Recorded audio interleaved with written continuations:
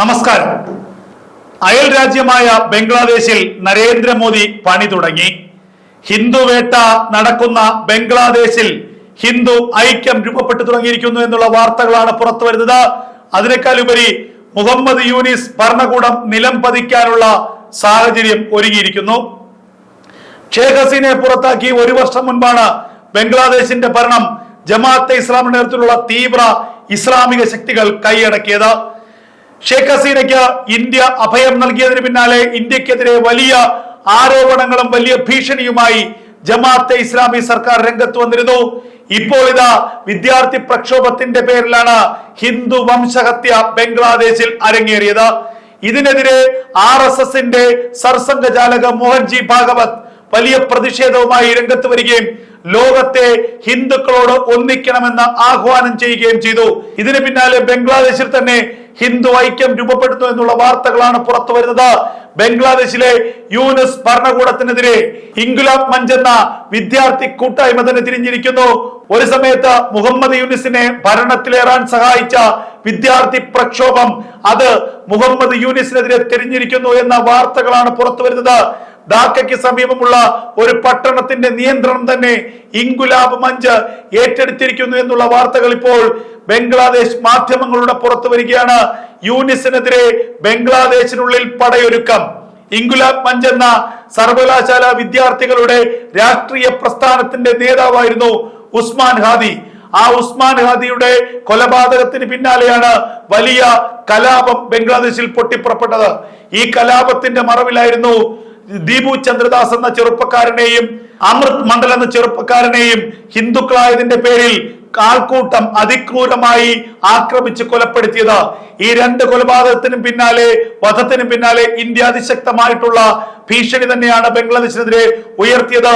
ഹിന്ദു വംശഹത്യ ഇനിയും കൈയും കെട്ടി നോക്കിയിരിക്കാനാകില്ല. ഇനിയും ബംഗ്ലാദേശിൽ ഹിന്ദുക്കളെ വേട്ടയാടാൻ ഇറങ്ങിയാൽ മുഹമ്മദ് യൂനിസ് സർക്കാരിനെതിരെ ഇന്ത്യക്ക് നടപടിയെടുക്കേണ്ടി വരും. അതിർത്തി കടന്ന് ഇതുവരെ ഒരു സേനാ വിന്യാസം ഇന്ത്യ നടത്തിയിട്ടില്ല. അതിർത്തിക്ക് പുറത്ത് എന്തിനും സജ്ജമായി ഇന്ത്യയുടെ സേനയുണ്ട്. ഇനിയും പ്രകോപനം തുടർന്നാൽ ബംഗ്ലാദേശിലേക്ക് ഇന്ത്യയുടെ സൈനിക നടപടി ഉണ്ടാകും. ഇതായിരുന്നു ഇന്ത്യ നൽകിയ അവസാന മുന്നറിയിപ്പ്. ഇതിനു മുൻപ് തന്നെ അജിത് ഡോവലിന്റെ സംഘം ബംഗ്ലാദേശിനുള്ളിൽ പണി തുടങ്ങിയിരുന്നു. ഇപ്പോൾ ഇതാ ബംഗ്ലാദേശിൽ ഒരു കാലത്ത് യൂനിസിന്റെ വിശ്വസ്തരായിരുന്ന ഇൻകുലാബ് മഞ്ച് എന്ന പ്രസ്ഥാനം, ആ സംഘടന അതിപ്പോൾ യൂനിസിനെ തള്ളിക്കളഞ്ഞിരിക്കുന്നു. യൂനിസിനെതിരായി നിലപാട് സ്വീകരിച്ചിരിക്കുന്നു എന്നുള്ള വിവരങ്ങളാണ് പുറത്തു വരുന്നത്. ഹിന്ദു മുന്നേറ്റം ഉണ്ടായിരിക്കുന്നു. ഹിന്ദു സംഘടനകൾ ബംഗ്ലാദേശിൽ ശക്തി പ്രാപിക്കുന്നു. കേവലം ന്യൂനപക്ഷമാണെങ്കിൽ പോലും ഹിന്ദു സംഘടനകളുടെ വലിയൊരു ഐക്യം ബംഗ്ലാദേശിൽ രൂപപ്പെട്ടു എന്നുള്ള വാർത്തകളാണ് പുറത്തു വരുന്നത്. അതുപോലെ ബീഗം ഖാലിദാസിയുടെ മകൻ താരിഖ് റഹ്മാന്റെ തിരിച്ചുവരവും വലിയൊരു മുന്നേറ്റത്തിന് കാരണമായിരിക്കുന്നു. ഇനി ഏത് നിമിഷവും അജ്ഞാതന്റെ തോക്കുകൾ തന്റെ തലയ്ക്ക് നേരെ തിരിയാമെന്ന് മുഹമ്മദ് യൂനിസിന് തിരിച്ചറിവുണ്ടായിരിക്കുന്നു. യൂനിസ് ബംഗ്ലാദേശിൽ നിന്ന് ഒളിച്ചു കടക്കാനുള്ള ശ്രമം നടത്തുകയാണ് എന്ന വിവരമാണ് പുറത്തു വരുന്നത്. ബംഗ്ലാദേശിലെ ഹിന്ദു വിരുദ്ധ കലാപം അത് വഴിമാറിയിരിക്കുന്നു. ഇപ്പോൾ അത് യൂനിസ് വിരുദ്ധ കലാപമായി മാറിയിരിക്കുന്നു. ബംഗ്ലാദേശിന്റെ തലവര മാറ്റാനുള്ള കലാപമായി മാറിയിരിക്കുന്നു എന്ന വിവരമാണ് ഇപ്പോൾ പുറത്തു വരുന്നത്. ധാക്കയ്ക്ക് സമീപമുള്ള ശബാൽ എന്ന പട്ടണം പൂർണ്ണമായും ഇൻകുലാബ് മഞ്ച് പിടിച്ചെടുത്തിരിക്കുന്നു.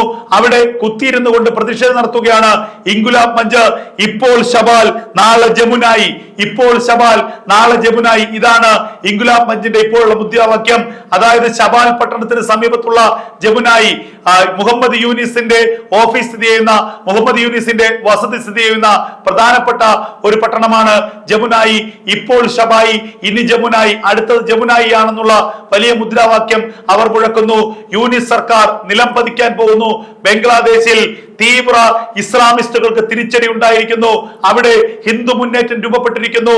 ബംഗ്ലാദേശിലെ യൂനിസ് ഭരണകൂടം അധികം വൈകാതെ നിലം പതിക്കുമെന്നുള്ള വാർത്തകളാണ് ബംഗ്ലാദേശിൽ നിന്നും പുറത്തു വരുന്നത്.